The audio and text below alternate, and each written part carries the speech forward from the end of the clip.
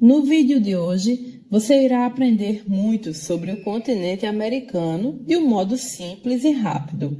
Seja bem-vindo ao canal, eu sou Tássia Reis e vamos logo ao assunto.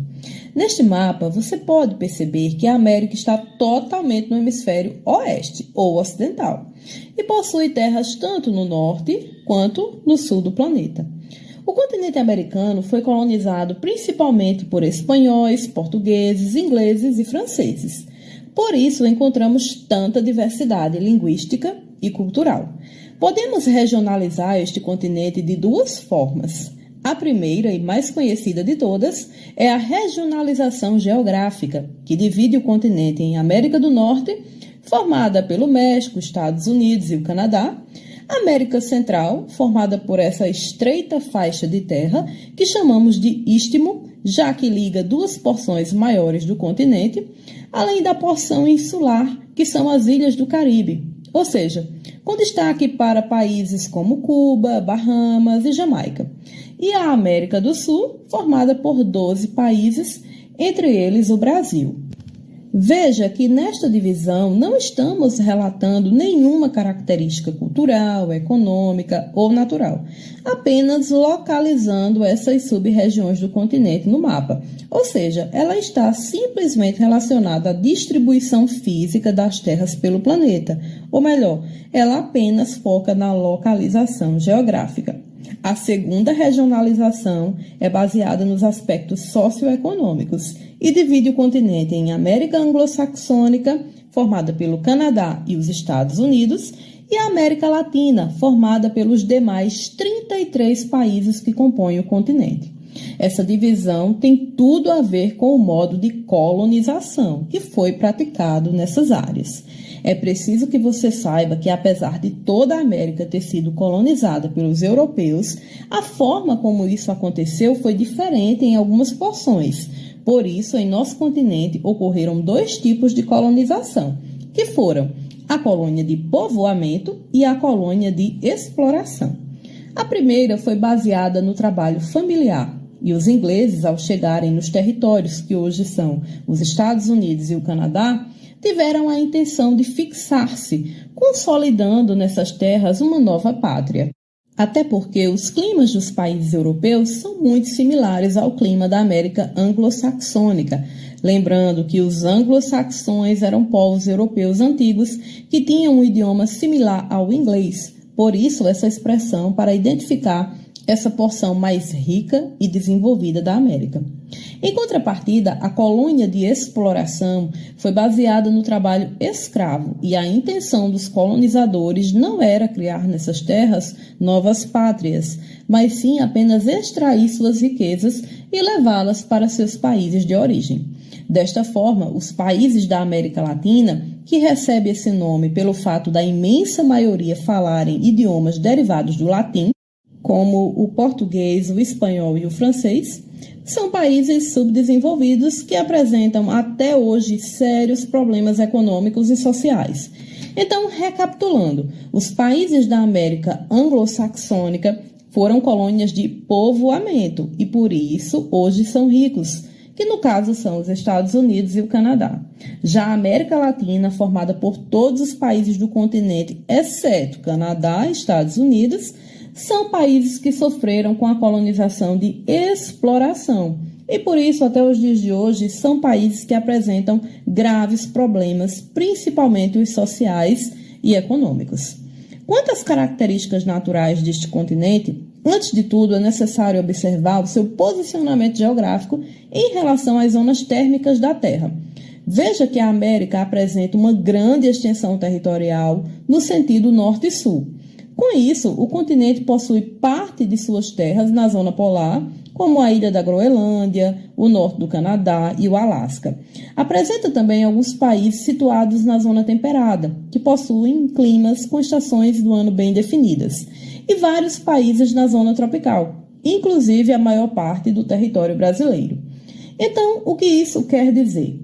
que se temos toda essa variedade climática, também teremos muita diversidade quanto à vegetação, à fauna e à hidrografia. Diante disto, teremos desde os biomas como a tundra na zona polar, com fauna composta por ursos polares e focas, até a imensa floresta amazônica, que possui uma gigante diversidade de plantas e animais. Além dessas áreas tão diversas, teremos também desertos, como o deserto do Atacama, no Chile, e o deserto de Chihuahua, nos Estados Unidos. O continente também é cercado por 2 grandes oceanos, o Atlântico na costa leste e o Pacífico na costa oeste, além do Oceano Glacial Ártico ao norte. O relevo do continente apresenta-se de modo bem peculiar. Toda a porção oeste possui elevadas formações montanhosas, como a Cordilheira dos Andes, na América do Sul, e as montanhas rochosas no oeste dos Estados Unidos e Canadá. Isso ocorre pois a porção oeste do continente está localizada em uma área de encontro de placas tectônicas. E são nessas áreas de limites entre uma placa e outra que são formadas as grandes montanhas, enquanto que em áreas mais a leste encontramos planaltos mais erodidos, por se tratar de um relevo mais antigo e não de formação recente, como observamos no oeste do continente. Verificamos também no centro do continente grandes planícies, como a planície amazônica, depressões e alguns planaltos. Quanto à hidrografia riquíssima, podemos destacar o rio Amazonas, que é o maior do mundo, com cerca de 7.000 quilômetros de extensão, e o mais incrível, nas cheias, a distância de uma margem à outra pode chegar a 50 quilômetros, então nem pense em atravessar esse rio a nado, hein? O rio Mississippi e o Missouri, nos Estados Unidos, também são muito extensos e extremamente importantes para o escoamento da produção agrícola desse país. Além desses rios, citamos como destaque as cataratas do Niágara, entre Canadá e os Estados Unidos, e as cataratas do Iguaçu, entre o Brasil, Paraguai e a Argentina, formando tanto no norte quanto no sul do continente verdadeiros espetáculos da natureza. Lindo, hein? Agora vamos a algumas curiosidades básicas. Dê pause entre uma pergunta e outra e tente responder. Questão 1. Qual o maior continente do mundo? Se você disse Ásia, acertou. A América é o segundo maior. Questão 2. Só as pessoas que nascem nos Estados Unidos podem ser chamadas de americanas? Se você disse que não, acertou.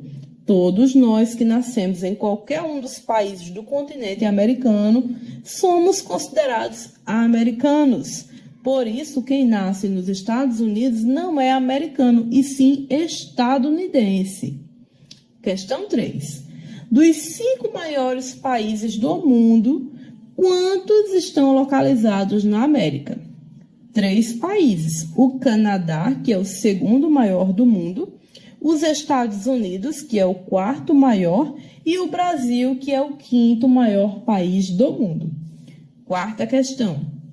De acordo com o critério de regionalização socioeconômico da América, onde enquadramos o Brasil? Se você disse América Latina, acertou, pois o Brasil foi colônia de exploração, apresenta muitos problemas sociais e herdamos a língua portuguesa, que é derivada do latim. Questão 5. De acordo com o critério geográfico de regionalização da América, onde enquadramos os Estados Unidos? Na América do Norte. Afinal, essa divisão leva em conta só a localização geográfica. Questão 6. Qual é o número de habitantes da América? Bem, você sabe que esse número não pode ser exato, pois nascem e morrem pessoas todos os dias, mas vivem na América mais de 1 bilhão de pessoas. Questão 7. Os Estados Unidos é um país rico porque durante a colonização não houve escravidão? Não. Houve escravidão, sim, porém em uma proporção menor do que nos países da América Latina. Questão 8. Como os Estados Unidos e o Canadá estão localizados na zona temperada, longe da linha do Equador, podemos dizer que lá não faz calor? Não. No verão faz calor, sim. No entanto, nesses países de clima temperado, as estações são bem delimitadas. Então, no inverno é muito frio, no verão faz bastante calor e ainda temos a primavera e o outono de maneira aí bem demarcada. Espero ter ajudado. Se gostou, deixa teu like, compartilha com seus colegas que estão estudando o mesmo assunto e até a próxima. Tchau, tchau!